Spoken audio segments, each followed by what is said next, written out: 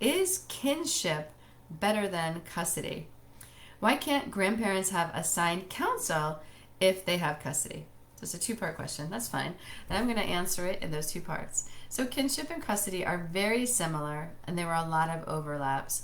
But there's some significant differences, and I can't cover all of them in a short Q&A session like we're doing tonight. But I can tell you that with kinship, some of the additional benefits are that health insurance companies must cover the child or children who are placed with family members under kinship guardianship.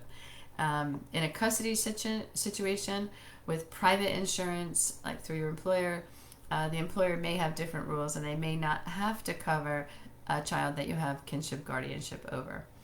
Another significant difference is that kinship guardianship typically allows the kinship family members who are taking guardianship to access a whole host of resources through the Department of Social Services. So those may be family support services, they may be financial assistance in the form of temporary assistance or daycare subsidies and things like that to help the angel kinship guardian who takes charge of a family member through that program financially afford ease the burden of the financial obligation of taking a child or children into your household that are not your own children, but they are your kin.